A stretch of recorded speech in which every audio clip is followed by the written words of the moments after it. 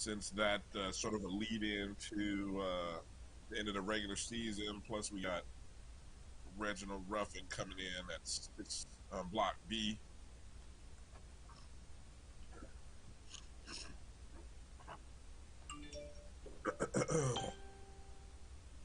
We got any other guests? No. It'll just be us. Plus, it'll give us time in the second hour, even if From novice to aficionado, find yourself here.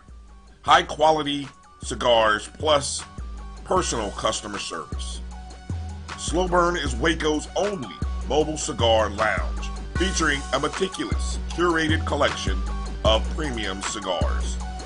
Visit our website, www.slowburnwaco.com. That's www.slowburnwaco.com. Did Ruffin confirm? Mm-hmm.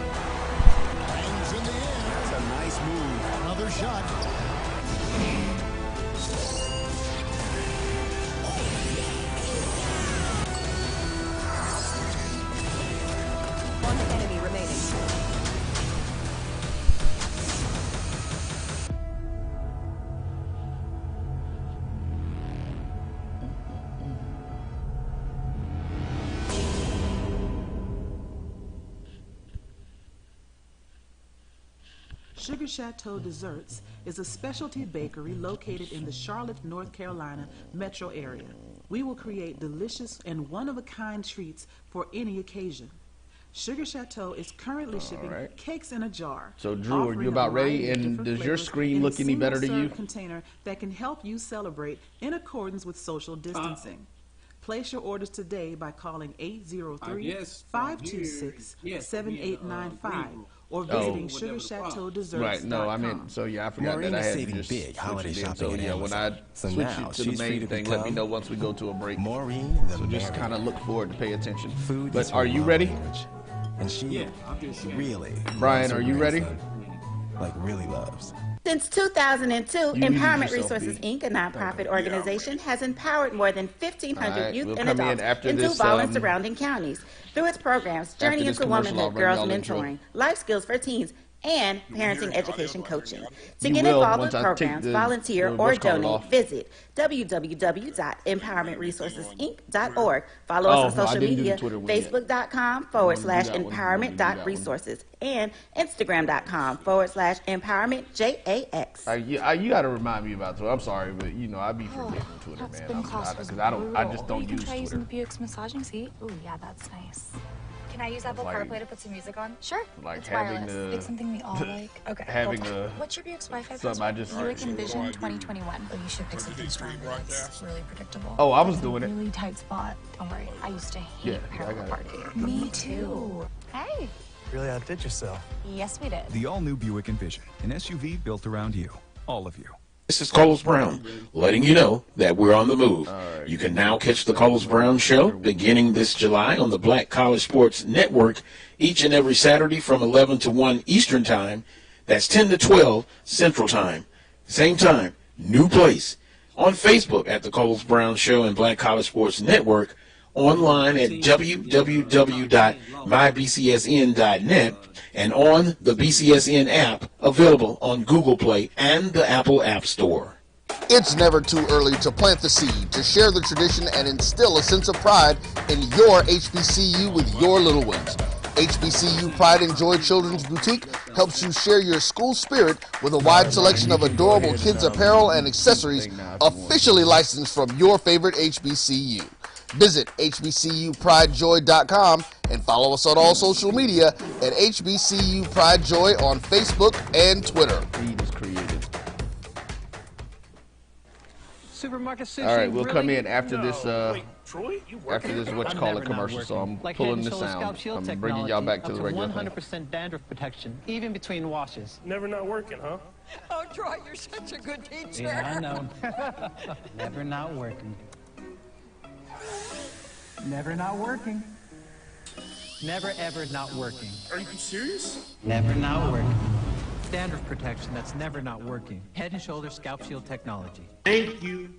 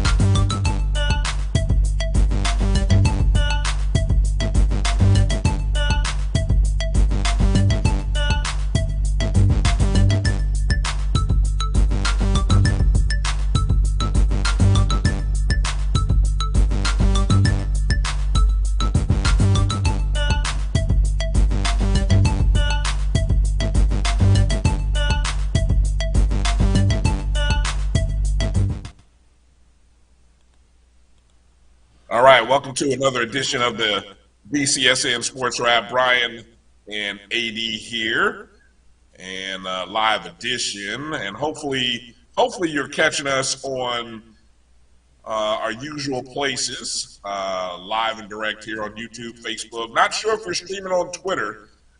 Trying to get that going right now, but having a little difficulties. Maybe our producer can get that squared away.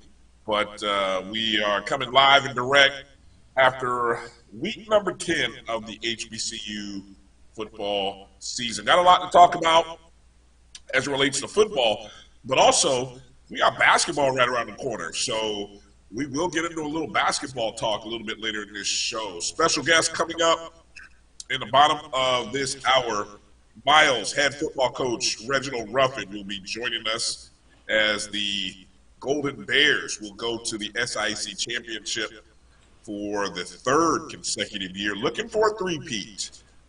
As Drew, you got a chance to watch Miles. Do they look primed and ready for a three-peat? What do you say about that? Well, definitely if they played the second half like they played that first half, they definitely will look like a contender who can give Albany State a run for their money the second time around. We know Albany State beat them very handily the first time around. So, and having watched Miles in the past, having watched them when they had those crossover games and then ultimately the championship game, Miles has corrected issues in first games and beaten people when given the opportunity the second time around. So let's not sell Miles short in this upcoming matchup on this particular Saturday, Bryan. Yeah, it's real interesting when you go and look at Miles. What I think, it's a real interesting. This is what I'm curious to ask Coach Ruffin. It's a little bit different maybe than the previous 2 years. I know in 2019, for example, that team was 8-2, I believe, kind of ran the table almost in the SIAC, just kind of doing a quick scan. No, they did have one loss. They lost to Central State. And even in 2018, that team actually had a tougher road with tough contests at the beginning of the year. Actually, that team lost 5 in a row to start the season and then caught fire in the second half. So I'm curious to find out, which one of the two teams previous years having made trips, would he say in the second half this team is more comparative to? Yeah, and let's keep in mind, this is the third year in a row that these two teams have met in the SIAC championship. we spent so much time talking about Fayetteville and Bowie with their three times in a row. But keep in mind, Miles and Albany State will be beating for the third consecutive time. And Miles has the advantage. They are at home once again. Now we know Albany State can beat them in Fairfield because that's what happened about a month ago. They beat them in Fairfield, Alabama. But I guarantee you that the Miles faithful will be in Sloan Stadium, hot and heavy for this particular matchup, Brian. Yeah, just to recap, that game was played back on October 2nd. So, almost just a little over a month ago.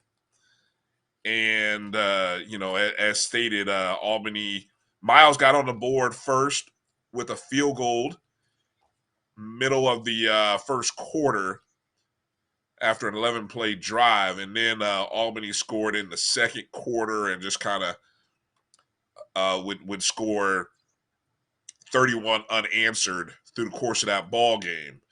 When you kind of look at the stats back in that ball game, Albany outgained Miles 204 to 110 on the ground. Both teams kind of were even in the passing. Albany 89 yards, Miles 90.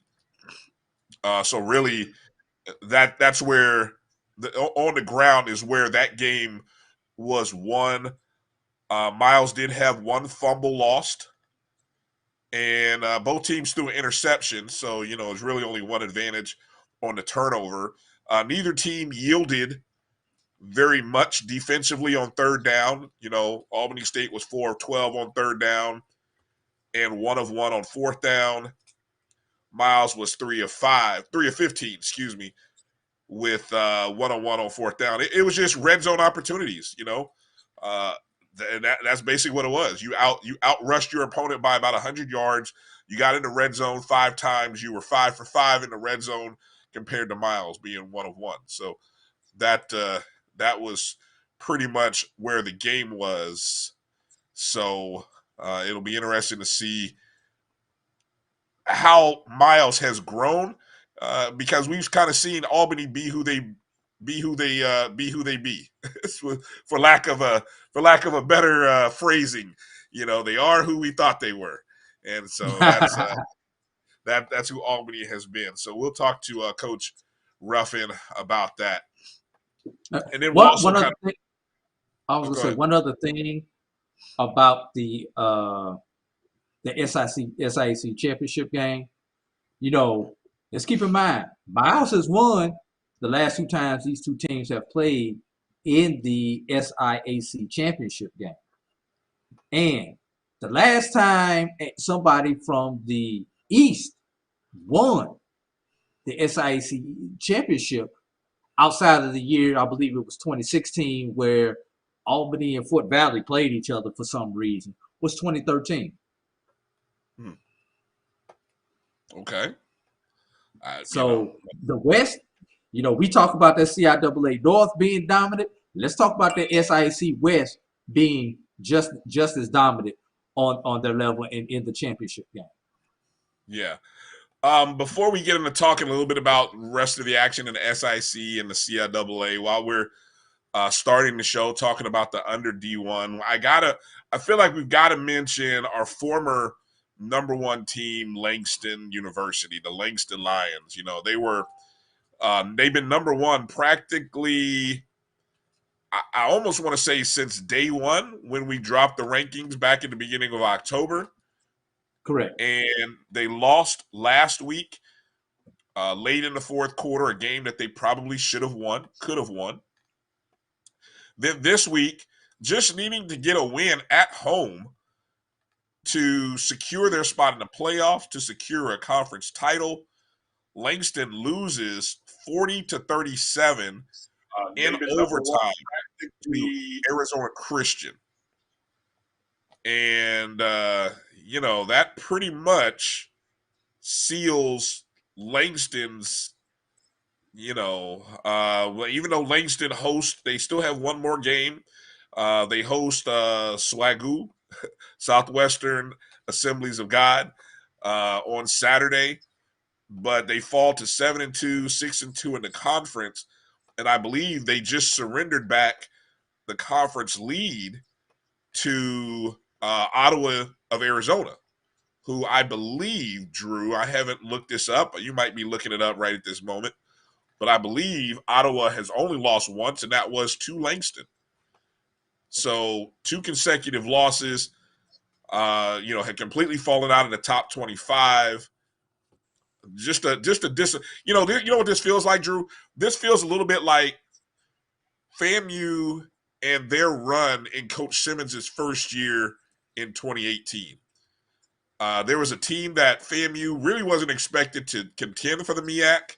Everyone expected North Carolina A&T to do that, but FAMU had built up a lead by nature of beating North Carolina A&T and then beating Howard, I believe, is they went into maybe the last 2 or 3. No, actually, they were going to Howard with a chance really to win the MEAC in late October. And unfortunately, they lost the last 3 games of the regular season. They lost to Howard on the road, came home, needed to beat South Carolina State. They lost that contest. And then, we're not going to talk about the last game. Yeah, and then they lost that last game. So they lost 3 games in a row, needing only to win 1 to secure a bid to the Celebration Bowl and a MEAC title that year. You know, this is what it kind of feels like. That was my immediate thought. Any thoughts on Langston from your perspective? And while you're talking, I'll look up the conference standings here. But I believe Ottawa has only lost once, and that was to Langston. Is that you hearing it? Yes, that is correct. Ottawa has only lost at one time to Langston. Okay. Yeah. All right. We're off to a rousing great start here as we try to piece it all together here. True, I got an issue going on. I got an issue going on with my PC. I'm trying to deal with it at the same time. All right. I appreciate. I keep getting feedback from somewhere, and I don't know if it's going out. Whether you can hear it, but I hear it on my end. So I'm trying. I can hear it. I can hear it. So I mean, it must be going out. So it's I don't know. That's why it's Love live radio, live TV, whatever it is we're doing here.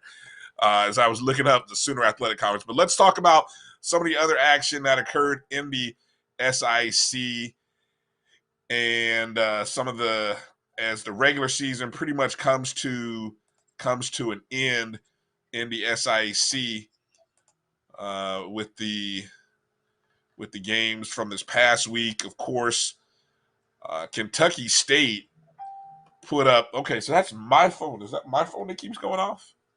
That's not me on that one. All right, I thought I put this thing on silent. So. Yeah, good stuff here. Well, while you do that, I'm gonna shout out Orlando Jones, who says, "Good evening, still riding high off the upset victory versus a good Shaw U program yesterday for its first win of the year. Falcons have a roster of 57 freshmen, so the future is bright." Yes, St. All in the CIAA pulled off a unexpected upset. As when I was going through the scores yesterday, you had a lot of what the F scores, especially when you look at the margin of victory in these so-called rival games on the last day of the year there, Brian. So to see that everything else pretty much went to chalk except for this game on the Division II level. Right, yeah. Congratulations to SAU. Does that make it where there are no more winless teams? Is that correct? No more winless teams? I believe they were the last winless team. I thought in HBCU football? Well, in Division II. You still have Lincoln, Missouri out there. Are they really? I thought Lincoln, Missouri had a win. Lincoln, Missouri does not have a victory. They play in arguably the toughest conference in Division II football. Yes, yeah. So, and they've got like multiple teams in the top 25 in Division II in their conference. But in terms of the CIAA, yes, they were the last winning CIAA team. Okay, yep. Livingstone's got 1 win. Johnson C. Smith's got a win. And St. Aug got their first win. Of course, Lincoln, PA got their win. And so all of those schools finish anywhere from 1-9, 1-8, 1-7. What's that? Everybody got a win in conference. Yeah. And same thing over in the SIAC. No, Central did not beat anybody in conference. Central got a win, but it was an out-of-conference win. Central beat Lincoln of PA. Okay. Well, speaking of Central, 63-0 was the final score against Kentucky State. Kentucky State, man, I don't know. They don't have a realistic shot of getting into the playoffs, do they, Drew? I've been sitting up here. I've been looking at this numbers. They have an extra game against Erskine since they're not going to the SIAC championship game. A win against Erskine will put them at 7-3. I'm looking at the metrics right now. The problem with Kentucky State is they are only 1-2 against teams above 500. So their performance indicator is not as high as some other teams that may be in front of them. One team we need to keep a look at with an outside chance would be Miles. Looking at Miles possibly getting in. Miles at 5-2 in Division II. Everybody looks at that overall record. But for the playoffs, they only look at your Division II record. Correct that. They are 6-2 in Division II with an opportunity to pick up a 7th win in the SIAC championship game. Because those early games at the beginning of the year don't count, right? Correct. With the preferred qualifier status, Miles may be able to backdoor in like they did. I believe that was 2019 when they backdoored in, or 2018. One of those years against Albany State where they backdoored in. That was 19 when they were outside the top 10. Just to clarify, what you mean by that is their rankings, when you say backdoor, their rankings were like 9th coming into the final week of the season. No, they were outside the top 10. They were outside the top 10 going into the SIAC championship game. Okay. But everyone knew they were realistically sitting at that 11, 12 spot. As a conference champion, all you have to do is get to 9. And you're in. Versus a non-conference champion has to be 7 or higher to get in. Okay. That's what you mean by backdoor. Okay. Let's do this. Let's take a break. On the other side of this break, I believe we will have Coach Ruffin, so we'll get a chance to talk to him about that, as well as the game last night against Tuskegee, the season to date, and the upcoming rematch as the Golden Bears get a chance to go for a three-peat in the SIAC. You're watching the BCSN SportsWrap with Bryan and A.D. We'll be back right after these words. Thank you guys for what you do for HBCU athletics. This is a fantastic avenue for all of us. This is our ESPN, so we love what you guys do. Bryan, A.D., Roy, all you guys at BCSN. We really appreciate what it is that you guys do for us.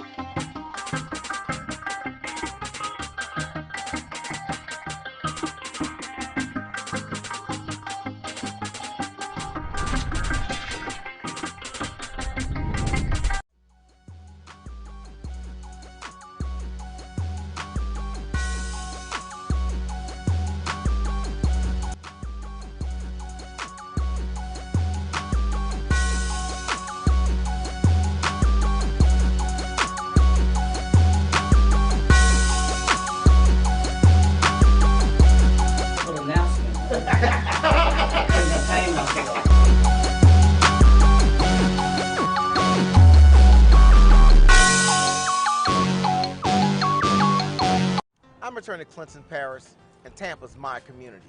I grew up here, went to school here, and my wife and I make our home here.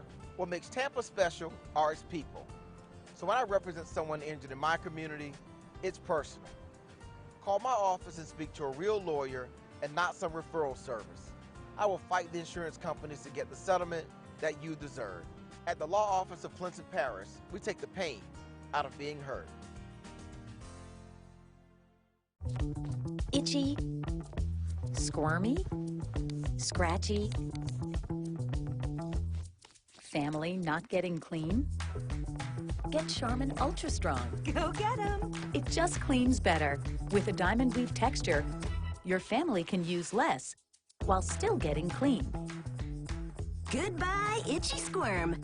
Hello, cream bottom. We all go. Why not enjoy the go with Charmin? For 200 years, Montgomery, Alabama has been making history by people who had the courage to stand up for change. Today, this riverfront city has been reborn, embracing the past and looking forward to the future. From the National Memorial for Peace and Justice to the stage of the Alabama Shakespeare Festival, this is where history was and is made. We are proud to call Montgomery home, and together, we can be the change.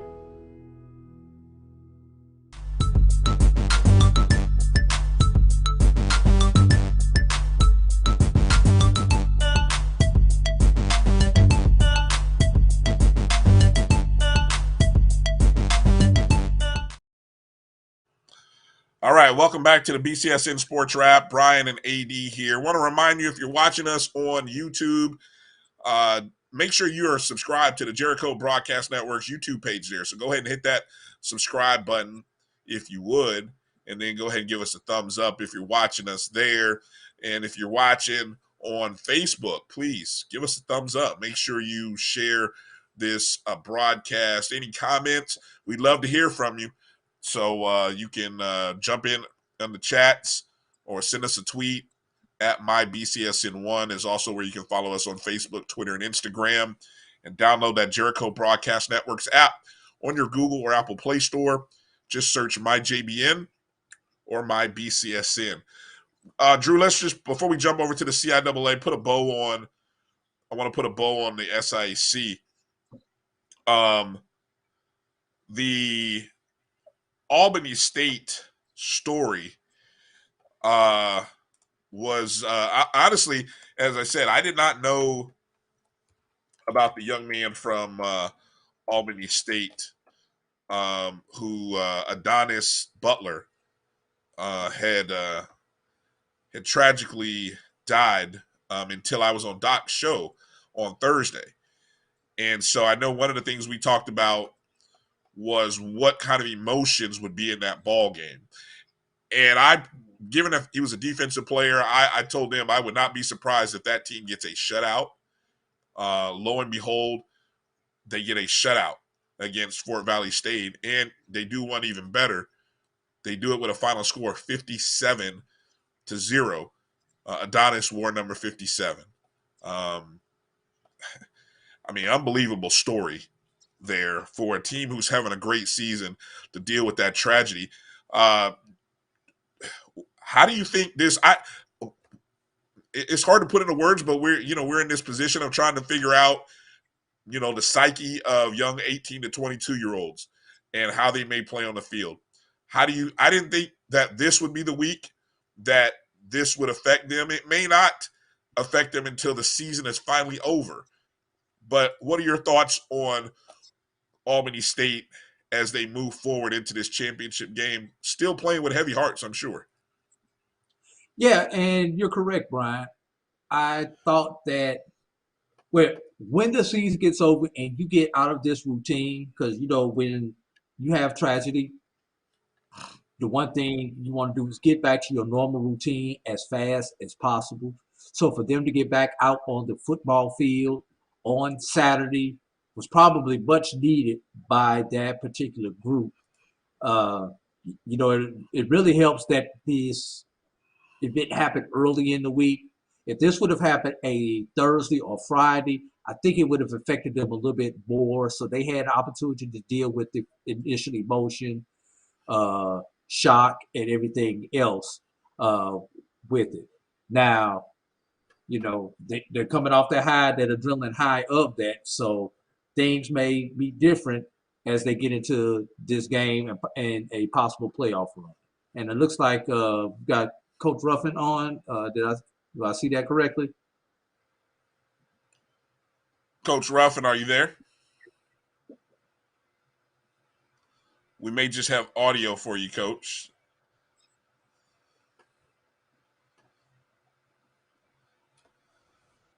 Yeah, I'm here. How are you guys doing? Hey, we're doing Looks like well, you're on the Coach. bus or something there, Coach.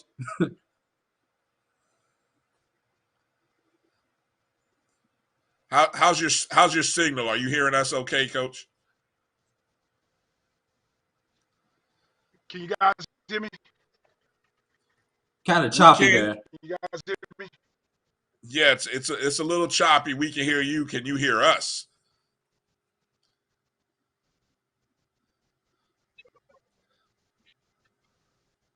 I'm not sure. Let's see. So what now? All right, we're just trying to find out if you can hear us.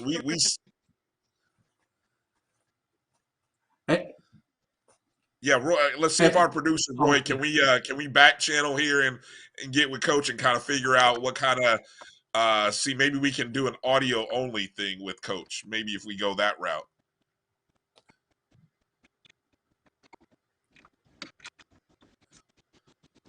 Let's see what our super producer can do in the background. We're trying to see, Coach, if because I don't know if you can hear us. It doesn't look like he can hear us. Yeah. I believe he can. Coach, we just need you to dial the number I just text you. Bryan, this is an Art of Live podcasting. Let's see if we can take a break and get this straight. So that we put out a quality product. Well, I was just going to say that if our producer wants to just send us back to a 2-channel, and then we'll come back in with Coach when he dials in. We can even go that route. Yeah. All right. So I'm sure we'll hear Coach dial in here on the audio. So did you have any thoughts you wanted to finish on Albany State? Yeah. The only other thing I wanted to say is, you had that first high, the first adrenaline of that first game without your fallen comrade. This week may be the week where it may affect you, but as a player, all you have to do is think about it is a player who's out with a ACL or a high ankle sprain or something like that. When you know they're done for the season, next man up. That's all these kids can do in this situation. And then once the season's done and everything slows down, that's when I think it will really hit them when they start that off-season program that their brother's not there. And that sounds cold. In the weight program, in the weight room with them. That sounds cold. So I mean, I Drew, what you're saying, there's a little bit of truth to that, and I don't want anyone to think, oh man, it's deeper than that.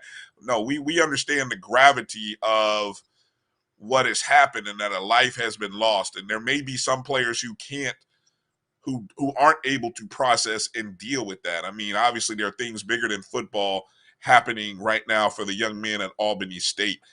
But I mean, in terms of, I've heard former athletes talk about being able to compartmentalize things. And I think that's what you're talking about when you say being able to talk about it not really talk about it, but put it in a box similar to what you might put into a box as if you're losing a player to a season-ending injury. And that sounds cold. That sounds very cold. Some players will be able to do that. Others may not. And that's what the coaching staff is going to have to deal with. And they're doing that every day, I'm sure, is a challenge. And there is every day that they go into that locker room and maybe walk past his locker and don't. And I can't even imagine, So, but those who have experienced the loss of a friend, a family member, a teammate, what these young men are going through, and everybody goes through it differently. So, I did want to mention just kind of, you mentioned that's a shutout for Albany State. That is now the, let's see, 1, 2, 3, 4, 5, possibly a 6. And I think that dialing 5.5. Yeah, 5.5. Let's see if that's Coach Ruffin there dialing in. Coach Ruffin, are you there? Are you on with us?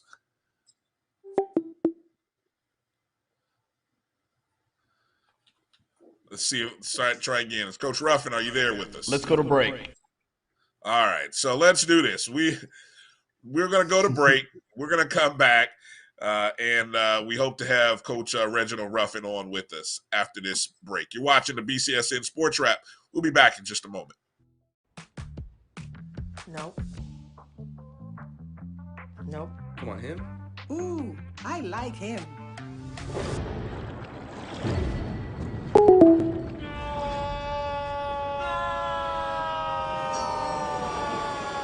Quick, the quicker picker-upper. Bounty picks up messes quicker, and each sheet is 2 times more absorbent, so you can use less. He's an 8. He's a 9. Bounty, the quicker picker-upper. From novice to aficionado, find yourself here. High quality cigars plus personal customer service.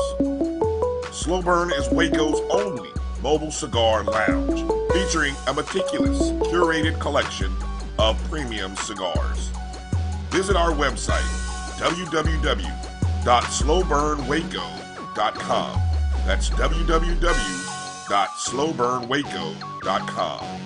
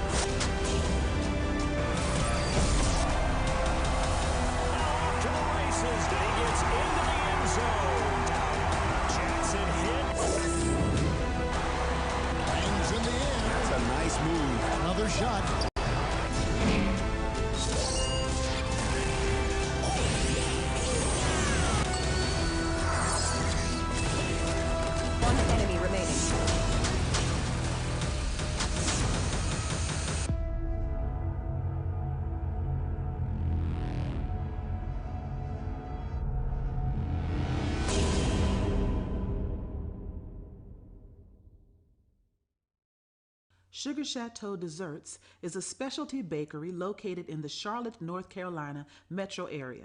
We will create delicious and one-of-a-kind treats for any occasion. Sugar Chateau is currently shipping cakes in a jar, offering a variety of different flavors in a single-serve container that can help you celebrate in accordance with social distancing. Place your orders today by calling 803-526-7895 or visiting sugarchateaudesserts.com.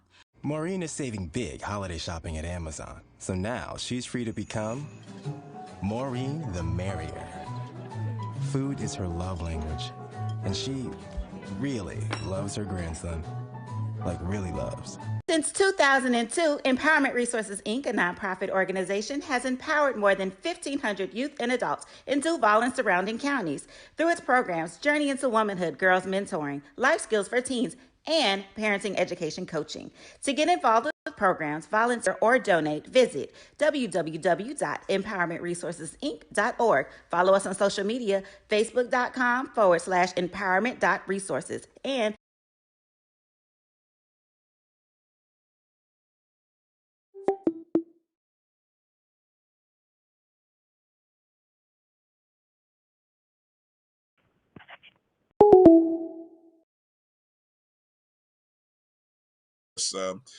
Drew, let's move over to the CIAA for a minute because things took an ugly turn during the historic contest between Johnson C. Smith and Livingstone. And if anyone has seen any of the videos, it was a pretty ugly incident. If you follow Chris Ferguson, D2K Ferg, I know Chris had some videos that he retweeted pretty ugly incident. The game was ruled a no contest by the CIAA. Neither team really was at, you're playing for pride. You're playing for the history of this program or this game and its significance in Black college football, and it kind of ended like that. Drew, what are your thoughts there as that game took an ugly turn there in the third quarter? I have not seen the video specifically or the clips that you're talking about. I did see the one video I did see was when the young man was running out to plant the flag in the middle of the field. I guess that's a tradition for them. And another incident broke out during I think that. almost broke out. I don't think one broke out, Yeah. But yeah, that was the only video that I was able to see. I was looking for some videos this morning, did not see the rest of them. But we've seen the CIAA come down hard on these programs during incidents such as this. I believe it was 2012 or 2014 when they canceled the championship game because of the incident at, I believe it was the night before or something along those lines. So we've seen the CIAA punish these teams accordingly. And for the seniors, for this to be your final memory on a football field, not good. Not a good memory. This would have to rank up there with those seniors whose final memory was being called off the court due to COVID concerns in 2020. So, it's not good, and I'm not playing the blame game here, but when you've got 120 athletes on the field plus coaches, I don't care how much security you have in the stadium, it's never going to be enough. Number one, the police officers who are there are really not there to police what happened on the field. They're there to police incidents in the stands, around the stadium, etc., etc. So, and they had those. Usually, every university has the appropriate level of security for that. You do not have the appropriate level of security to police that and deal with on-field incidents. So it's a tough situation.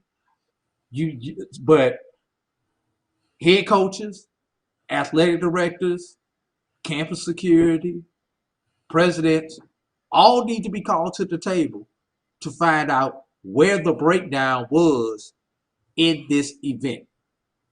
What did we not do so that our players walked away from this incident and the 2 or 3 individuals who initiated this could have been dealt with accordingly? But no, we let our emotions, and football is an emotional game.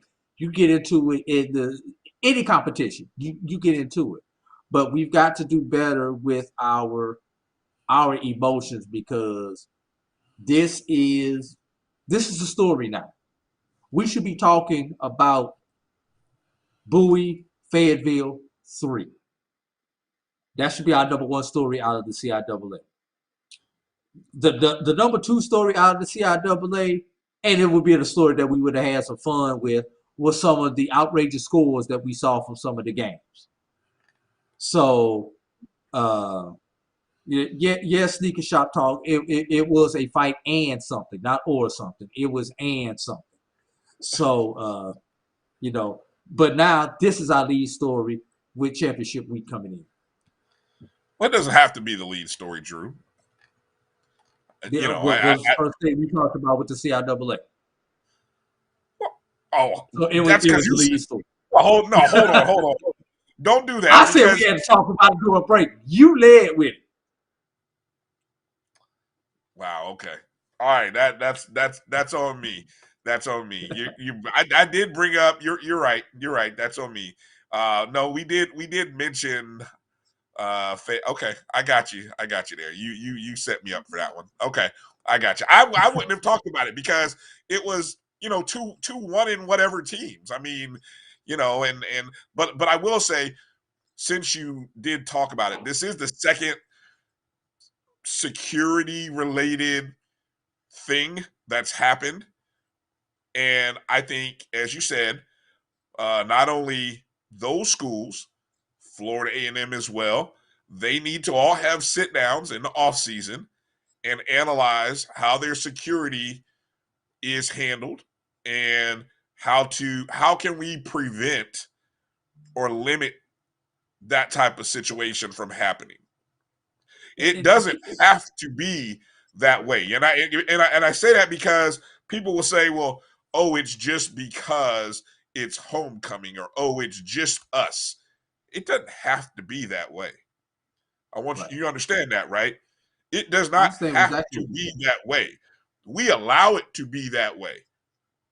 And so when things break off and happen, like the distraction committee or other stuff, then, you look bad, but you could take measures and be more professional in how you handle security concerns, so that your visitors, your other team, so that you actually have a contest. It's correct. I would say, correct me if I'm wrong. Wasn't there some reports of things being hurled at the 100 in Baton Rouge this weekend? And when you talk about past security issues, I think it was Winston-Salem Central earlier this year, where there was an incident outside of the stadium where they could not let people outside the stadium because of the incident outside the stadium, because there was gunfire or something along that happened during the ball game. So, not only our security plans within our facility, but in the immediate area surrounding the game also need to be evaluated with local police, sheriffs, or whoever need to do it.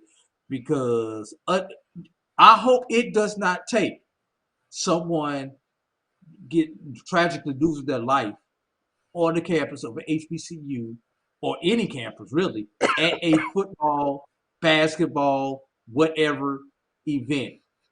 And they lost it because we did not take the extra steps security wise. We did not put the financial investment that we needed into to secure everything, especially in the times that we live in today.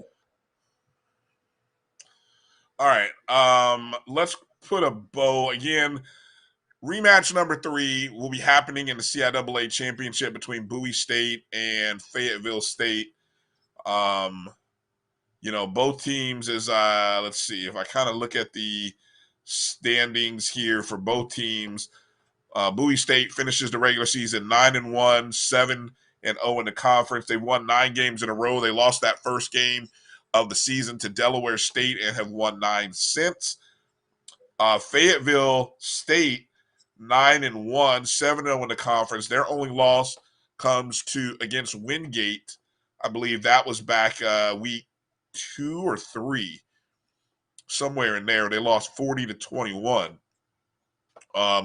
Both teams on the NCAA level are 2 of the top-rated defenses.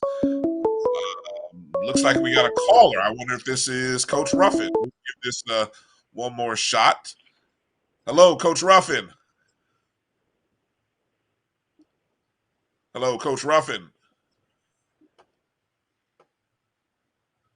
All right. Well, you know what? I think we're going to have to try to work on. Maybe we'll have Coach Ruffin on our show in the midweek, Drew. We the power of live has not worked out for us today, so I think we'll just kind of we're going to table. I think we're going to take. I don't know what's going on anymore. If he gets on within these 2 hours, we're going to take him. Other than that, we just continue on with the show. At this point, it's a cluster. So we'll just. I mean, hey, we just gotta. I'm just hoping, hey, we'll try to get Coach Ruffin in. If we don't get him on today, hopefully we can get him on later on in the week as sort of a preview to the SIAC championship game. We may even reach out to Coach Giardina and try to have him on as well. And then maybe we'll, if we can, try to get Coach Wilson and Coach Hayes from Bowie State and Fayetteville State, respectively. Try to get those two coaches to spend some time with us. All right. Any other takeaways that you have from the under D1 level, Drew, before we kind of move forward? How about our rankings? What do you think? What is the potential shakeup that we might look for in our rankings? Well, I'll quickly go over the results from some of the other conferences so that we can see how they affect. The top 4 teams in Super Region 2, Valdosta State won, Bowie State won, Albany State won, and I do believe West Florida won. I'm double checking there. Let me ask a question.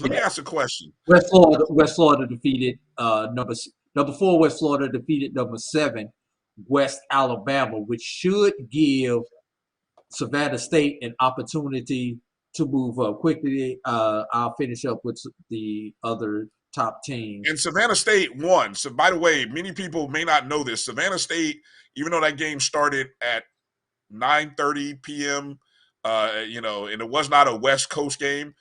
That was an East Coast game. Savannah State won 24-0 over Edward Waters. So just to let people know that. Yeah. Finishing up with let's see. Hold on, Drew. Look who we got. Look who we got. Is that Coach Ruffin? Hey, it's me, guys. Drew, I'm on now. Tell me you hear me, Drew.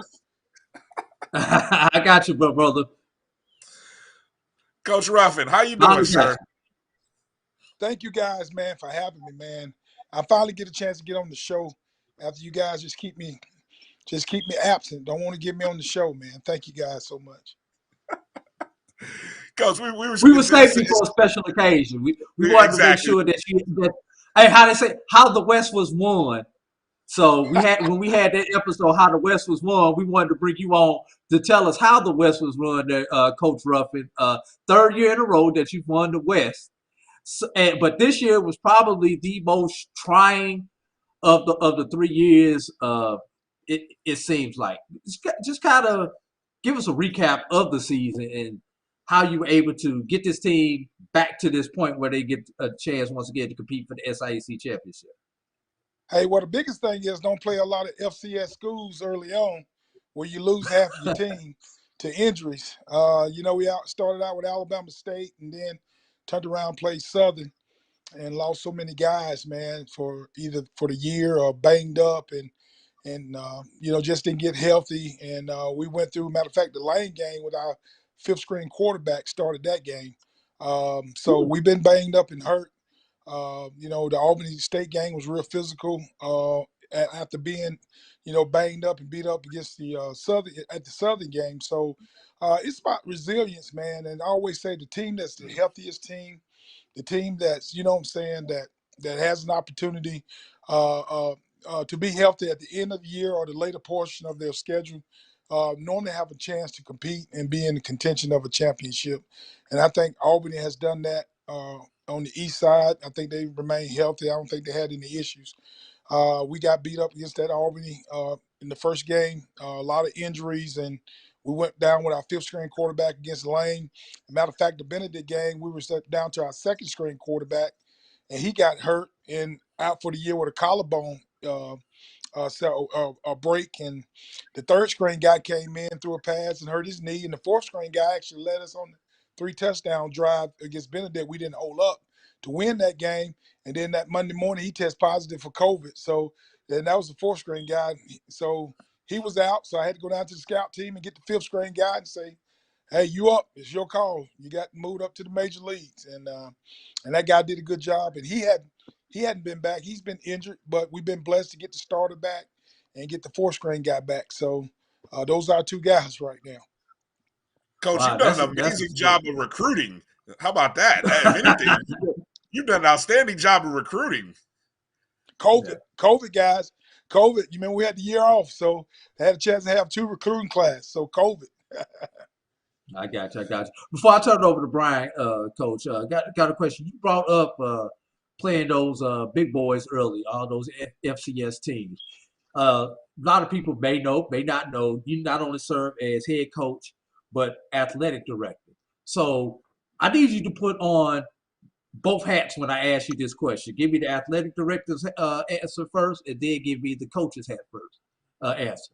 Okay. When you go out and put your schedule together and go out to seek these FCS schools, obviously we know there's a financial gain to your program and the university for playing those games. But Coach, where is the balance between, we need this money to help fund football and fund other programs, but we need to win also, and we need our top guys ready during the conference season. So where is that balance when you go out and try to schedule those games, and when you strategically play them, and those different things that go into that, both as an athletic director and as a football coach?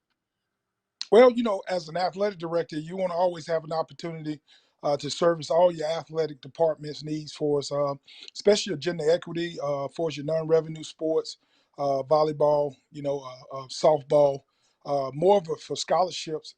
When I play those games as an AD, we call them money game or game guarantees. When you play those, you get a chance to do things for the athletic department that you normally can't do based off budget. Division II, your limits, your budgets that you're given, and you have a shortfall. And so your fundraising skill normally comes with maybe playing a few guarantee games or a guarantee game. The schedule is set up in our conference where we start out the first 3 games of non-conference, and then week 4 through week 10, or your conference game in week 11 is your conference championship. That's where it's been set up in our conference. So we had an open date the first 3 weeks to get a chance, and we had a chance to play Alabama State, which we got a significant payday or guarantee for that game, and then we got a significant payday and guarantee for the Southern game. But as a head coach, there's a cost to that. And that cost is, they got more scholarships. Their budget's a lot bigger, more athletes, and and you can get beat up a little bit and get guys injured, hurt. But that's enormously expected. For me, it was more, I guess, our guys getting injured or hurt because of COVID. We've been off a year. Their body's not as in tune, being off with that layover as if they were just coming off a regular season. So, we've been off almost 2 years. And so we were trying to get back in rare form. And some guys got just injured off tackling, or it wasn't anything that the other team did. It was just something that just like freak accidents that happened. But we have a chance, and Drew, you got a chance to come to Miles, with the new turf, with the new track, the new locker rooms, with the lockers in the locker room, the flooring, all the cosmetic, the men's basketball locker room, the women's basketball locker room. The gym has been painted, the new gym floor, the new bleachers, everything. And because we had the COVID, we were able to do all of this because of the guarantees. And that's money that goes around for the whole athletic department. I'm not a selfish guy because I am the AD and I have to support all athletic programs at Mount. Mm-hmm. Yeah, I appreciate you sharing that, Coach, and that that's sort of, I'm glad Drew asked that, because that's where I was curious about. Well, let me go to the schedule. As I'm looking at the West, from our perspective as people who cover and watch, it was an exciting season in the West. Probably maybe difficult, probably from your perspective. I mean, because every week was a challenge. Describe, is this one of the most balanced years that you've seen in the West, where you had Lane, Kentucky State? I mean, at one point there were 4 teams with, I believe, 2 losses or 1 loss, where we were really trying to figure out how this was going to shape out at the end of the year. Talk a little bit about the competition in the West this year, maybe compared to the last few years on your run to a title. Well, it's always tough, in SIAC, whether it's East or West. But the West, when you have the Tuskegee, the Lane College, I think Coach Byron Brown has done a great job at Lane College, and Coach Charlie Jackson has done a real excellent job at Kentucky State. Man, that option is really tough to handle. And I know Tuskegee is down a little bit. Central State, when we played them, I think their coach resigned maybe a week after we played them. But you look at the upbringing or the upcoming of this conference, week in and week out, everybody's going to get everybody's best shot, regardless you're the king of the castle or you're on the mountaintop. Everybody is gunning to knock you down, and that's what's the same thing with this in the West. We all vying for an opportunity to play for the SIAC championship, and every week we got everybody best, man. We got everybody best every week, and it was no different Saturday with Tuskegee. The first half we got everybody best shot, and in the West, if you look at the West, you just got a lot of teams that's grinders, a lot of teams that's hungry. It's been a while since Kentucky State played for the conference championship. Lane having a new coaching staff. They brought a lot of energy, what they did offensively, what they were doing, what he's done with that program. And then, like I say, Tuskegee, they were in that hunt for a minute too, and that they came down to the Kentucky State game, and that could have been a West Division title game this past Saturday with Tuskegee and Miles if Tuskegee could have handled Kentucky State the previous week. And so, it's just the tale of the West, and it's tough, man. You look at the East; it's totally dominance of Albany State, and then you got Savannah that's faltered right there against Albany. Then you got Morehouse that took Albany State, to the limits, man. And it's just you're gonna get everybody best shot. This is a conference, and I do hope we get multiple teams into the playoffs, which I feel that should happen in 2021, and just speak volumes of our conference, guys. Let's talk about those playoffs. Oh, you go ahead. Well, no, go ahead, Drew. Go ahead. I'll say let's talk about those playoffs. You've got Albany State sitting currently at number 3. Savannah State currently at number 9. They'll probably move up to 8 with the West Alabama loss. And then you've got 2 other HBCUs. Well, Bowie State's number 2, another HBCU. We want to give them love. But you've got 2 other HBCUs who are probably sitting right outside the top 10 in Fayetteville. And looking at you guys and your ranking, you're probably right there with a 6-2 Division II record. If I do have your Division II record correct now, after yes, sir. After this past Saturday. So obviously you've got to win. Got to get to that number 9 spot as a preferred qualifier, which I believe is how you got in back in 2019. But I guess I want you to talk to the committee. Talk to us like we're the committee. Why should Miles get bumped up to get into the playoffs this particular year? Why should they even consider Miles? Well, when we have the opportunity for what we've done, played 2 FCS schools to start off, and been very competitive against 2 FCS schools. Even though that doesn't count, it doesn't count towards the qualifying of Division II. But the making the mark that we had. Albany State team, we lost to a good Albany State team that just ranked high, and then we had a loss to a good Benedict team which is 500. Also done a great job, and to take the injuries that we had and to come back and battle back and fight back, claw and scratch and get back and do the things. And we've been champions. We've been champions in the past. We back-to-back defending champs, and got an opportunity to play for our 3rd consecutive SIAC championship. And if we're fortunate to do that, that speaks volume to win a championship 3 consecutive years in a row. So you always should take a champion, no matter what level. Take a champion. What's preparation week like for you? You've done this 2 times before. You've come out. You've done this 4 times. 3 times before. 3 or 4 times. But yeah, most recently you've done it 4. That's right, 4 times before. You won Three of those four, correct me if I'm wrong. We done done it 5 times, and we won it 4. Okay. So my question then goes into the preparation. What is this week like? Anything different from those previous trips, or anything that you took away from the successful trips that you're going to do this week? Guys, I don't think I can tell you guys is I go back for I call my upbringing playing at the University of North Alabama. We won 3 consecutive national championships, Division II national championships in a row. So I tell our kids, you get an opportunity. These guys that's on this team that hadn't won a championship, hadn't been a part of a championship culture, hadn't won a championship, whether it was high school, middle school, junior high. Now you get a chance, an opportunity to play for a championship. Hey, is nobody hurt, nobody injured. Hey, you got to go. You got it's all out. All I want is all you got. And so these guys are really fired up. They wanted to be in the office, but this is their off day. I was just so impressed about these guys, their motivation. For us to come back in resilience and battle back.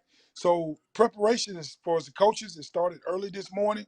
And, we're just going to treat it just like a regular game, but it's a championship game. And we got to have a champion mentality. So our kids understand that this coach, we playing a great Albany State team that really did a good job against us the first time, and we understand our mistakes that were made during that game. And we got to make sure we minimize those mistakes against a good team.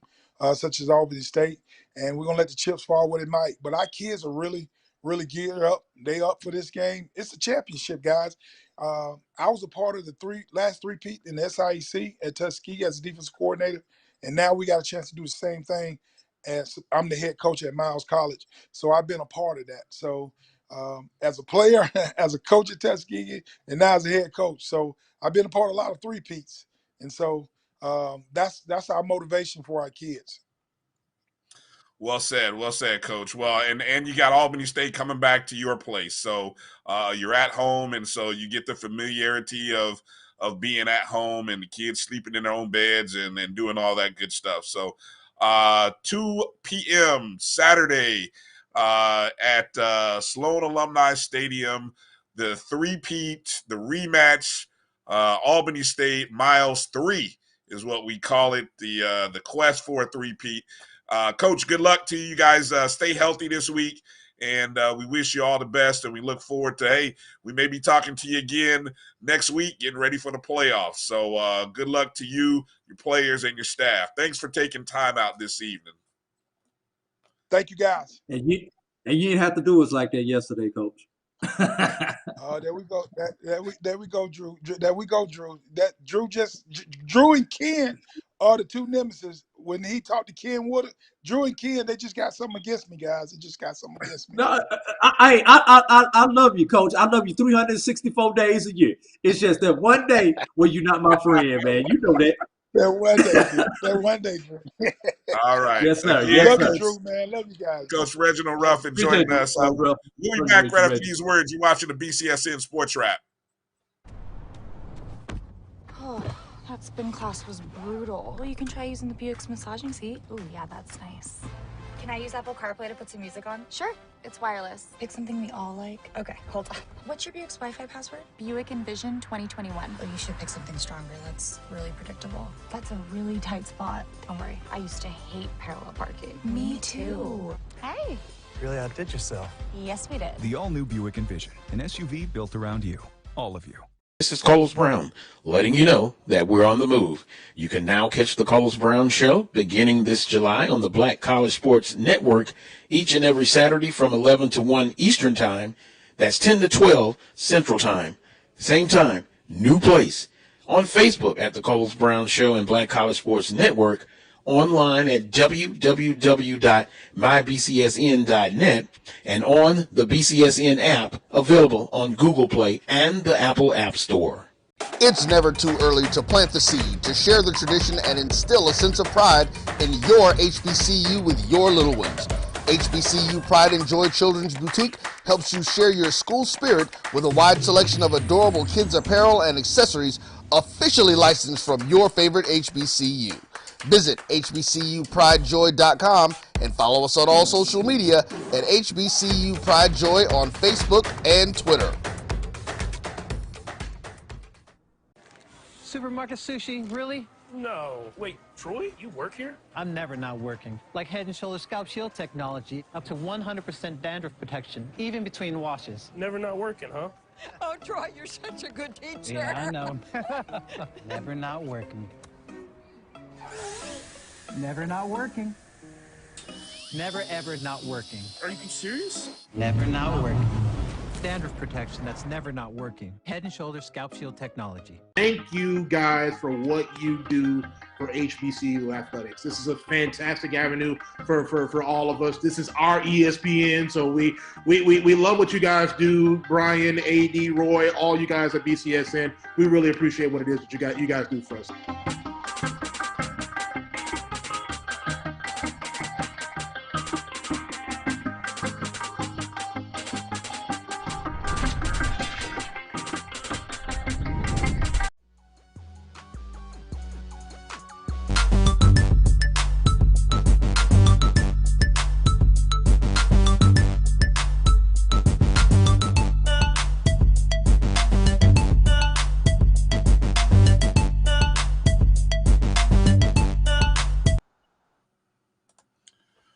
Welcome back to the BCSN Sports Wrap. Bryan and A.D here.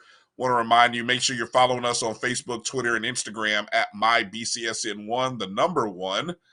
And download that Jericho Broadcast Networks app on your Google or Apple Play Store, MyJBN, MyBCSN. If you're listening to us on the BCSN Pod Zone or on the BCSN Sports Wrap, make sure you are subscribed so that way when new shows get uploaded, you will get those. And, of course, on YouTube, subscribe to our YouTube channel and make sure to give us a thumbs up on this show. Let's finish off the football conversation. We did want to get into talking about some basketball because the start of the basketball season in the Division I level is starting this week. A lot of the Division IIs, NAIAs are already started. They start a couple of weeks before Division I. So we got some full schedules to talk about. So, Drew, let's kind of go big takeaways. Let's start in the MEAC. What's one big takeaway from anything that you saw in the MEAC games this weekend? I don't know what's the bigger takeaway, the fact that Morgan got its first win or the fact that Norfolk got its first loss. Well, Norfolk State had won 6 in a row. Morgan had lost 8 in a row. And Morgan got a dominating win over Delaware State. Delaware State, yeah. Whereas South Carolina State, Norfolk State lost in double overtime on Protect Your Homecoming, which Central did at North Carolina Central. Yeah. What's interesting, Norfolk State, had a 21-point lead, and then Central rallied to score 24 straight before Norfolk State would tie the ball game up, forcing it into overtime. And then, of course, the dreaded double overtime. Now, I thought the rule about usually third overtime when you have to go for 2. Well, no, you know what? I think the third overtime is just 2-point plays. Like, that's how, because, that's a little tweak in the rule. I think first overtime is straight. Second overtime, 2-point conversion. Third overtime, alternating 2s. Yes. So, second overtime, Norfolk State scored first to go up 36-30. Missed the 2-point conversion. Central scored 36-36, but Central converted on their 2-point conversion. There was 10,027 fans at Old Kelly Riddick Stadium for homecoming.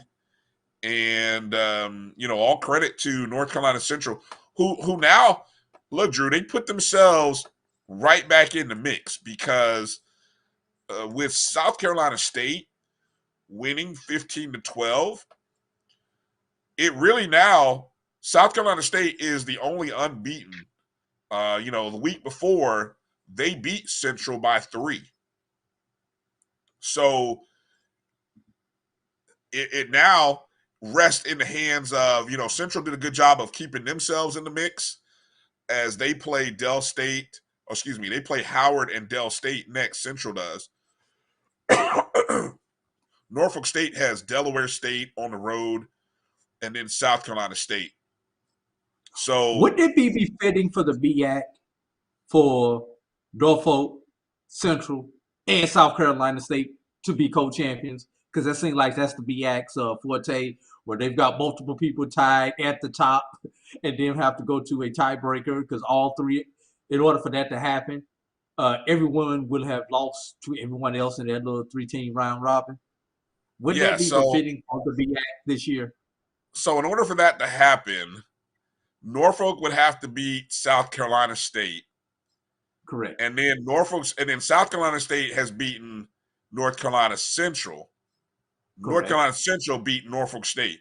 Yeah, so there's your top 3-team scenario, and I have completely forgotten how the MEAC does their tiebreakers. So yeah, anybody has a shot at it. Then in terms of overall, I don't know if it's highest rankings. None of those teams are really highest. I think that goes down a little bit later. I think they do something about record versus other teams first or something like that, which they will be all the same because they will have defeated the other teams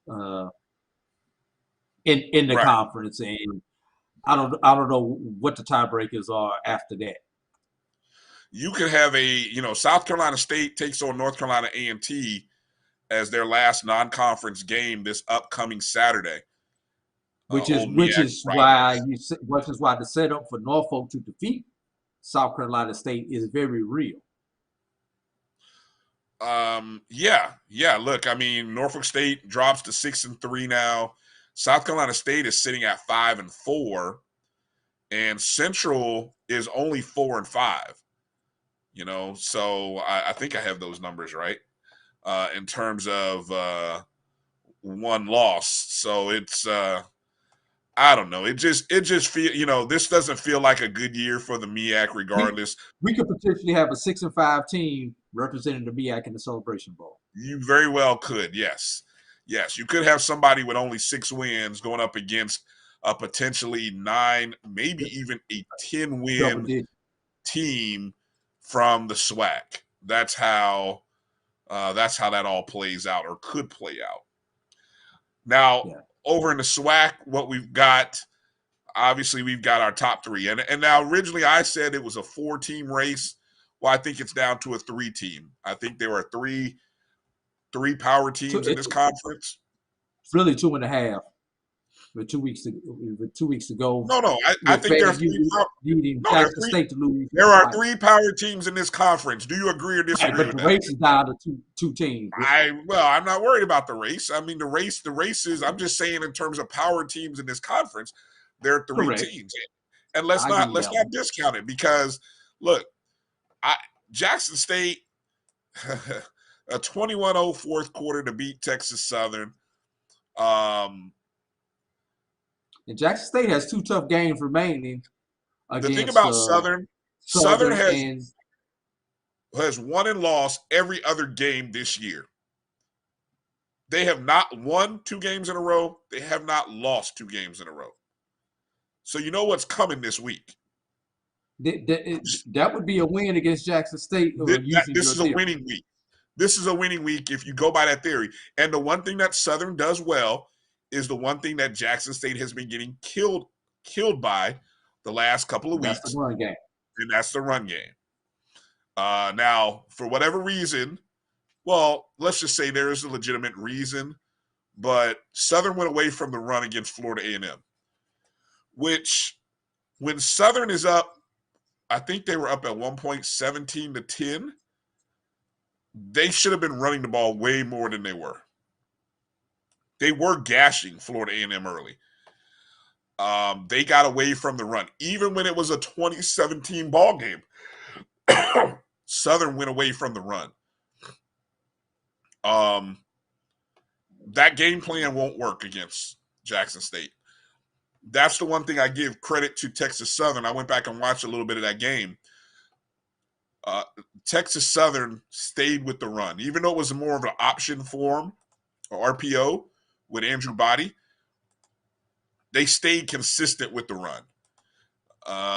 And, you know, for Jackson State, they have no field goal kicker. Their field goal kicker missed 2 field goals early, missed an extra point. So that's an area of weakness right now for Jackson State is the field goal unit. And so the run defense is where you can exploit them if that's what you want to call it. But I got to talk about Coach Bryan with the field goal kicker. Okay. As a player who played at Florida State, he should, of all people, should know you need a kicker, because how many times did Florida State go wide right or wide left? Well, and it's funny. I couldn't help that one. I couldn't help it. You couldn't help it. Yeah. Hey, and the kicker from Jackson State, his two missed field goals went wide left. Yes. Yeah. But no, seriously, get back to it though. Jackson State has got to solve the run game, because even if Prairie View comes out the West, which in all likelihood they will at this point, Prairie View has a very good run game also, which could give Jackson State some trouble. You know, a South Carolina State team coming out of the MEAC, if they would be in the Celebration Bowl, would give Jackson State some trouble. A North Carolina Central team would give Jackson State some trouble. The team out of the MEAC that they probably would match up well against style-wise would be Norfolk State. So just something to keep in mind when you talk about Jackson State. And we talk about on that website, Protect Your Homecoming, Prairie View almost got caught in a situation. Yes, it was homecoming, but this was a potential trap game for Prairie View this particular week, trailing 20-10 at halftime against Alabama State before they were able to come back and score 14 points in the second half to protect their homecoming. Wasn't it the fourth quarter where they needed where they got those 14 points? I believe so. Yeah. Yeah. So we've got three schools there that are on 6-game winning streaks. Jackson State, Florida A&M, and Prairie View all have won 6 games in a row. Of course, Jackson State, Prairie View are 6-0 in the conference. I know that's one of the things I heard Doc talk about this morning is that I don't think that you have had 2 unbeaten teams in conference play playing in the SWAC championship game. I think that's something that he mentioned. So that's what's on the line for Prairie View and Jackson State if they can remain unbeaten.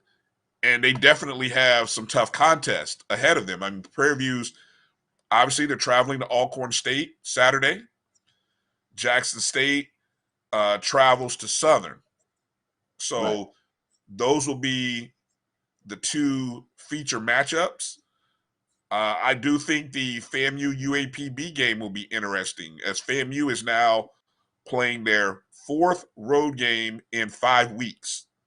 Including 3 in a row. And UAPB coming off their first conference. I heard you say that. It hadn't been 3 in a row. I'm not really sure where you get. They haven't done 3 in a row. That's right, homecoming. I'm sorry. Yeah. I forgot about homecoming. Yes. Right. It's 4 of the last 5 weeks will be on the road. And then, of course, another fun game will be Texas Southern, Alabama A&M. It really doesn't have a stake in, the standings, but in terms of points, I think that'll be a fun game because we've seen Texas Southern put up 59 on somebody. We know Alabama A&M can score, so that'll be a fun game. Bethune-Cookman travels to Grambling. Bethune, let's talk about, hey, congratulations to Coach Sims and the Wildcats. for getting their first win of the season with the 35-31 victory over Alcorn. That's another tough loss 2 weeks in a row for the Braves. 2 road trips in a row, and the traveling has caught up to them, and so to speak. And for Bethune, look, here's a Bethune team that they've played. When you look at their win losses, they have they played Prairie View within a field goal. They lost by 6 to Mississippi Valley State. They lost by a touchdown to South Carolina State. They lost by a field goal to Alabama A&M. So, I mean, that's 4 or 5 games that they were possession. 1 or 2 plays. Yeah, one possession, 1 or 2 plays from flipping and turning into a positive, possibly a win. So even though they're 1-8, they could very well be 3-5, 4-4, 4-5, something to that effect, right? Correct. Yeah. Now Bryan, you got a minute to play this game that we played on Doc Show this morning with me? I heard this. I heard this. Yes. Go ahead. All right. But hold on. I'm going to call you out on something. Because you play this game, and then I heard your closing take where I'm like, Drew, you're telling fans to, hey, slow your roll, but then you play a game like this. So let's let the game play out. Just wanted to call you out on that. Let me talk about that. It's not that you question the thing, but if you read some of these chat boards and the way people are questioning this, if you leave it strictly to performances and wins and losses, I don't have a problem with that. I'm on some of these message boards, Facebook groups, Twitter groups, and stuff like that, where people are making it personal. Keep it professional. Keep it about wins and losses and what's occurring on the line and the recruiting and things like that. But when these fans, alums, and everything else are taking personal shots at these coaches with the names that they're calling them and the garbage, and if you see these shirts and memes and stuff like that, that's going too far. Hey, fan is short for what? Fan is short for what? Fanatic. Let's never forget that. Fan is short for fanatic. All right, what's the game? Let's go play the game. For anyone who wasn't listening this morning. Neither, or both. Either, neither, or both. Okay. I need you to tell me, and I'm going to change it up for you since you heard it this morning. Okay.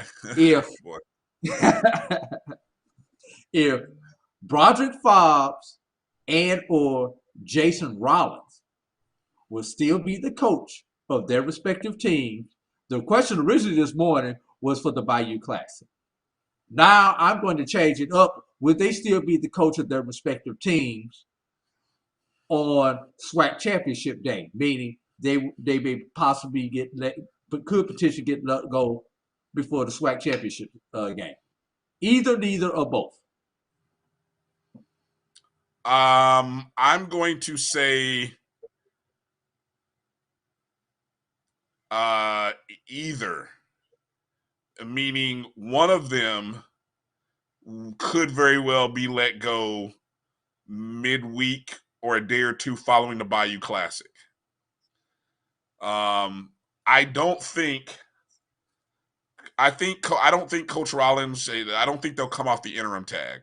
I think they'll give him a chance to apply for the position along with other candidates that they'll bring in.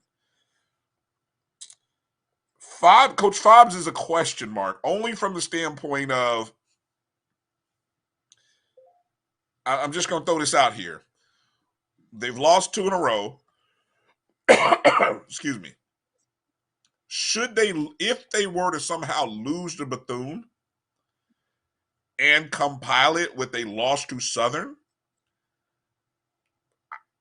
you could see a change. Right. But I 2 wins, I think Coach Fobbs is purely safe. But I don't think so for Coach Rollins. I think they will begin the search process the Tuesday, might even be the Monday after the Bayou Classic, and that's win or loss at Southern. All right. Now, I got a new one for you since you heard that one this morning. 2 schools in the SWAC, one with the new athletic director, one with the interim athletic director. Fred McNair and Coach Sims at Bethune. And I bring up McNair because I have been reading some different groups that are saying McNair needs to, they need to part ways with McNair. I don't think so. Wow. But it made me think of the question. With a new athletic director coming in, athletic directors like to bring in their own people. Is this a possibility of a person going? And then Sims down at Bethune with a new athletic director and Reggie Theus there at Bethune. Are those 2 people neither or both, right? I say neither, and here's why. For Coach Sims, let's not forget his athletic director is also the basketball coach. And it's his first year, Reggie Theus we're talking about.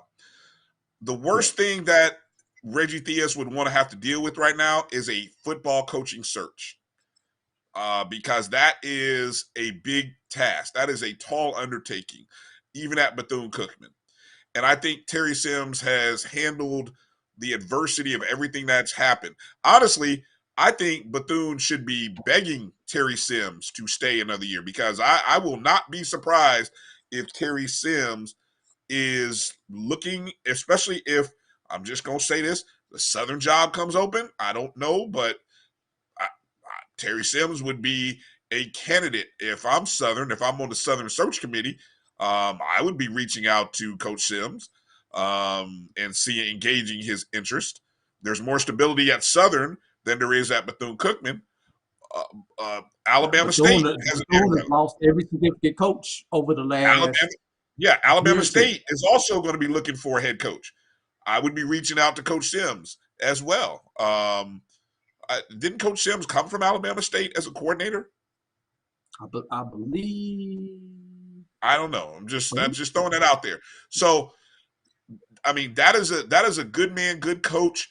If I'm Bethune, I'm begging him to stay. Begging him. I'm like, please don't leave. If you're thinking about leaving, don't leave. We appreciate you.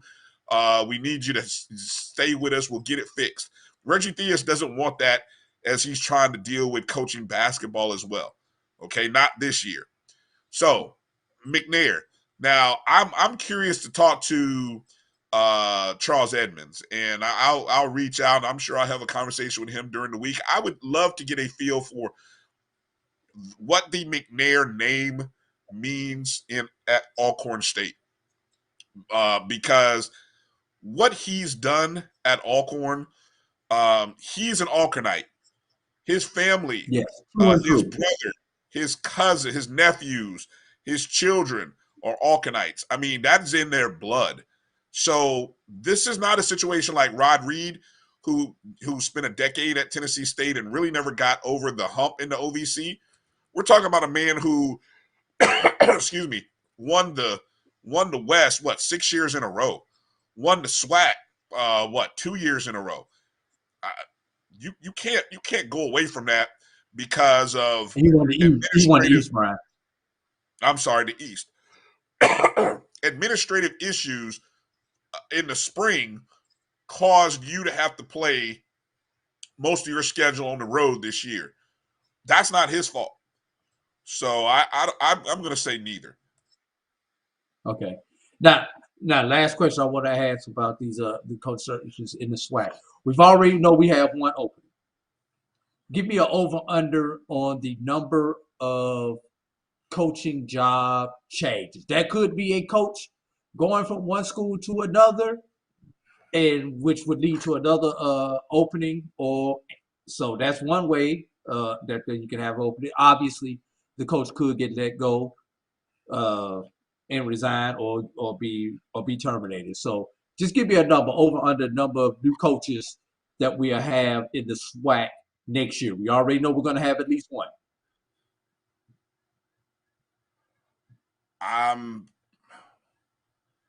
If I told you 3.5, you might laugh. But as I'm looking down the roster, I would set the number at. I would safely say 2.5, but I'm more likely to say I'm setting at 3.5. So if I wanted even money on both sides, I'd set it at 2.5. 3. Okay. Because I think there could be 3. There might even be 4 openings at the end of the year. Just a thought based on our conversation, what we're seeing, and just some of the rumblings. I think there could be 3 to 4. All right. All right. I'm done playing the game. Your party gifts will be in the mail. All right, let's take a break so I can get some hot tea so we can finish up this show. We got some basketball to talk about, Drew. The start of the basketball season is right upon us, and we just want to let people know what's upcoming. So stay tuned. You're watching the BCSN SportsWrap with Bryan and A.D. We'll be back in just a moment.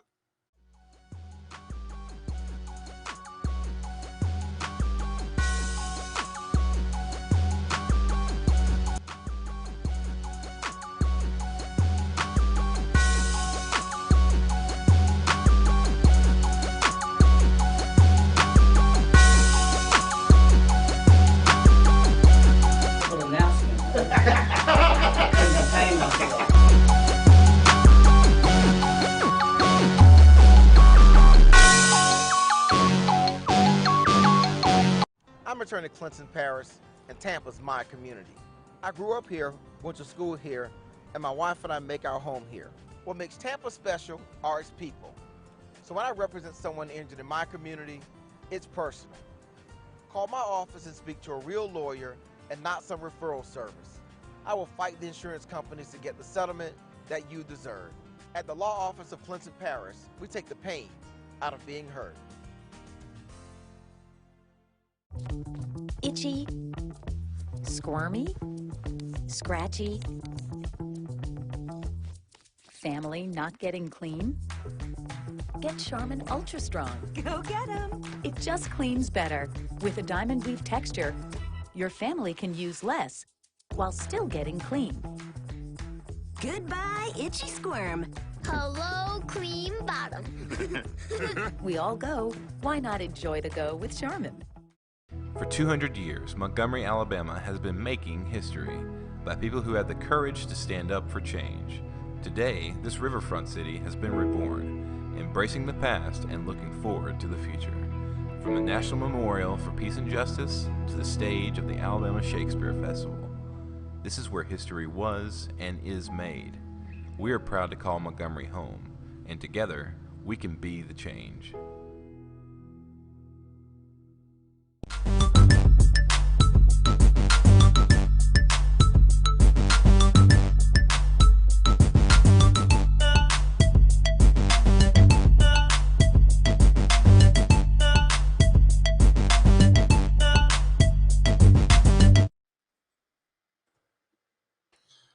All right, welcome back to the BCSN SportsWrap. Bryan and A.D. here.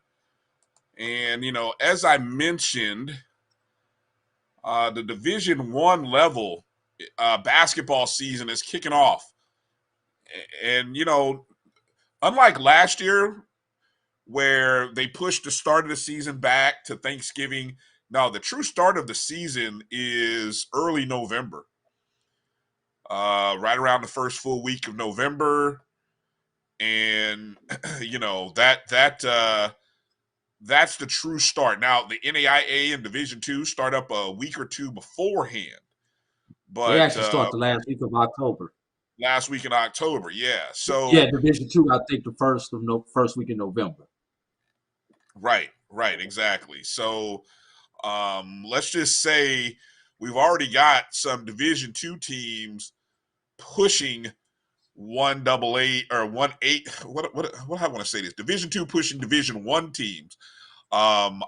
We had Miles College that did an exhibition game. Now, okay, so just so you know, when a Division I team is playing a Division II team, it's an exhibition game.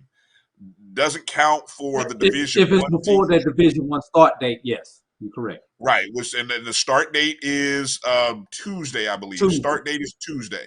So any Division I game played before that exhibition game. But Division II schools are already playing games. Most of them, some of them. Now, case in point, Miles College, Golden Bears, they have not played a regular season game yet. Their first contest was an exhibition game against Kentucky Friday night in Lexington, Kentucky, in Rupp Arena. And I tell you what, man, they gave Kentucky all they wanted. They pushed Kentucky to the point where I believe they had a lead at the half. Miles had a 46-39 lead, and ended up losing the contest 80-71, as they were only able to muster 25 points in the second half. Kentucky scored just 2 points better than what they had, but points off turnovers, I'm just kind of doing a stat chase here. Kentucky in the paint outscored Miles 36-18. Points off turnovers, Kentucky 26-17. Just trying to see. Usually when you get a lead like that, Drew, you can say, okay, well, why was the smaller school able to stay in the ball game? Miles shot 15 of 30. Yes, there you go. 3-point shooting. Miles shot 15 of 30 from the 3-point line. Do the math, that's 50%. That's ridiculous. I mean, that is outrageous. So, and they shot that's 45 of their 70 some odd points. Well, they shot 73% in the first half. The second half, it was a little bit tougher, as they only shot 26% in the second half. Yeah. But let me tell you something about a Fred Watson coach team. And Fred Watson, the head coach at Biles, former head coach at Benedict College. Fred Watson will have his teams prepared for victory. He is an excellent recruiter. Fred Watson will have a older player or two out there playing for him. Why do I mention that? On the Division I level, most of these teams, especially your elite teams, they're mostly freshmen and a few sophomores, because you have a lot of one and dones. They build a roster around, get a bunch of freshmen in, build a team, and they have to build a new team every year. Watson has gone out. He'll get a junior college player. He'll get a kid who has sat out of school a year or two. So you're talking about 22, 23-year-old, 24-year-olds playing against 17, 18-year-olds. Well, Brian, you know a 24-year-old body is much more mature than a 17, 18-year-old body. That's why teams like that can compete given the right situation and the right blend of talent. So, no, it doesn't surprise me. Did you see the one on the women's side, Brian, though? I knew that's where you're going to transition. Yes, I did see that as well. I'll let you have that one. Friday night, Tuskegee Golden Tigers traveled up the road to the Dunn Reed Aquadome and defeated Albany State, Alabama State by a bucket there. Returning SIAC, well, she was an SIAC player, but she was BCSN Player of the Year, Ashyla Jackson leading the way, and also first teamer, BCSN first teamer, India Blakely leading the way for the Golden Tigers of Tuskegee. Yeah, Jackson had 18 on 7 of 15 shooting with 7 boards. Blakely, 16 points, 5 of 11 from the field, 8 boards, and 6 assists. Now, noticeably missing from Alabama State that night was Shemaya Ward. Although Ayana Emanuel, excuse me, did play. She had 19 points and 6 rebounds for Alabama State. Jayla Crawford had 25 points for Alabama State on 8 of 10 from the field. Yeah, that's a good win for Tuskegee to open up their season. And of course, again, it's an exhibition game for Alabama State. So, just to set up what's up ahead, okay? So again, the full season starts Tuesday, November 9th. And just kind of as I was bouncing around looking at the schedule, of course, a lot of HBCUs are playing road games. First night out the box on Tuesday the 9th in the MEAC. Looks like everybody is playing. Everybody's playing. You've got a few teams now. For example, Howard is hosting District of Columbia. Morgan State is hosting St. Mary's of Maryland. Delaware State is hosting somebody. Norfolk State is hosting somebody. But those are like probably Division II or Division III schools. You do have South Carolina State traveling to East Carolina. Central traveling to Richmond. Coppin State to Loyola Chicago, and Maryland Eastern Shore traveling to St. Joe's. I thought it was interesting, Drew, that what day it is here. I think it's Friday. No. Saturday the 12th. Tennessee State is traveling to Norfolk State on Saturday the 13th. Actually, Tennessee State has an interesting regular season opening schedule because they travel to Alabama A&M on Tuesday to take on Alabama A&M in Huntsville. Then they host or play Norfolk State on Saturday the 13th, and then Tennessee State has a game against Fisk the following week. But trying to just look and see if any of them are playing ranked teams. North Carolina Central travels to Memphis on Saturday the 13th. Memphis is ranked 12th in the country. Coppin State travels to UConn. UConn is ranked 12th in the country. That's on Friday. If you want to look up the women's schedule, Drew, while I go through the SWAC here. The SWAC, everybody plays on Tuesday, November 9th in the SWAC, except Florida A&M. Their season starts on the 10th. But everybody's on the road. Well, of course, other than Tennessee State hosting Alabama A&M, everybody else is on the road. Texas Southern travels to number 13 Oregon.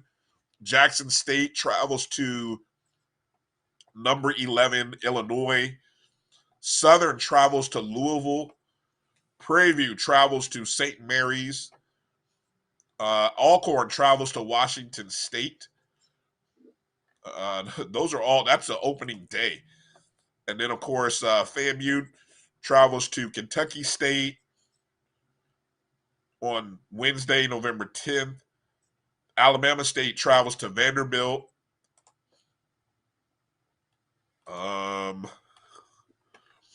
Let's see. Saturday, the 13th, Prairie View travels to Michigan, number 6 Michigan. So that's, again, a lot of these games you will get a chance to see on ESPN Plus, ESPN3, Big Ten Network, stuff like that. What's it look like over on the women's side, Drew? Starting off with Tennessee State, since you started with them, their women will be taking on Fisk on Tuesday in Nashville at 5:30 local time there in Nashville. Switch it over to the Mid-Eastern Athletic Conference. Some early interesting games. North Carolina Central goes to Illinois. Howard Houston, and these are games that are occurring on Tuesday. Some other let's see some other name games. Coppin LaSalle, that's an interesting game. Shawan travels to Norfolk, South Carolina State, Old Dominion. So let's see. Morgan State will get to travel to Palo Alto, California on Thursday to take on Stanford. So that one will be another interesting matchup. Former MEAC foes Hampton and Delaware State will be playing on this Thursday. Also, that's another game of note.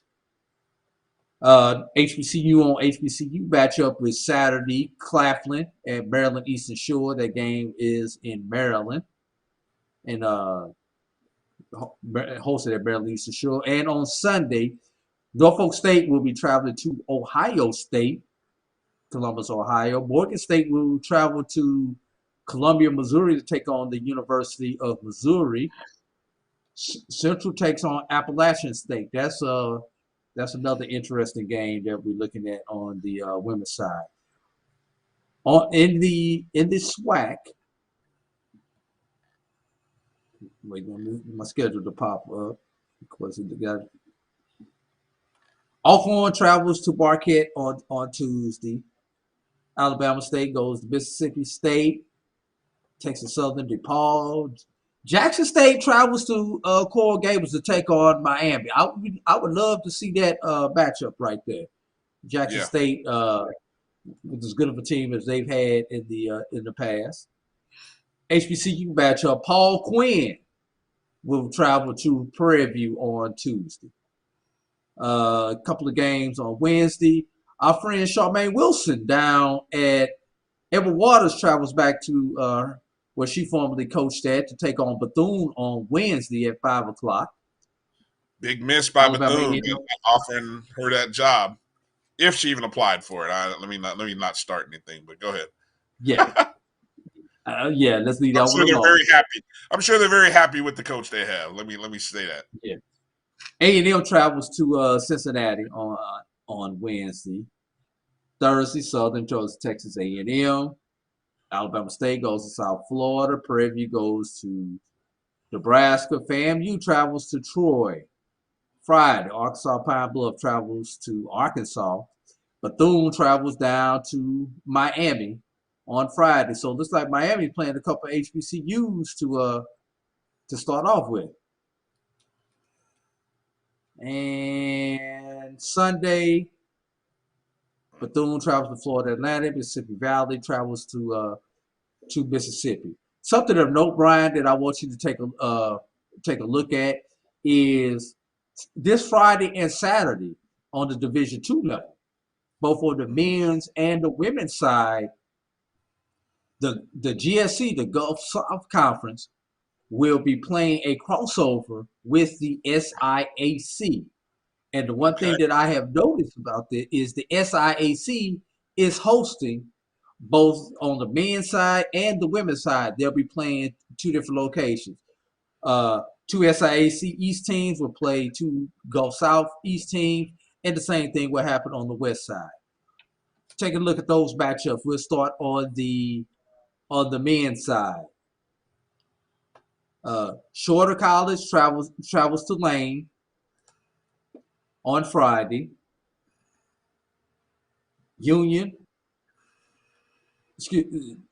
Tuskegee travels to Union.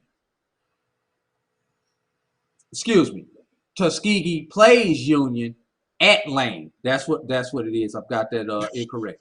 So Lane is the host. Shorter and Lane, Tuskegee Union. That's on Friday, and then those two teams will flip flop on Saturday, with Tuskegee taking on Shorter and Union taking on Lane. Also, Friday, West Florida will travel and take on Fort Valley in Fort Valley. And the second game in Fort Valley is Valdosta State taking on Clark Atlanta. And then Saturday, those two teams will flip-flop. On the women's side,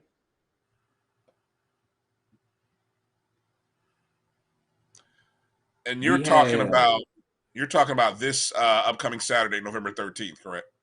Correct. Friday and Saturday this weekend coming up.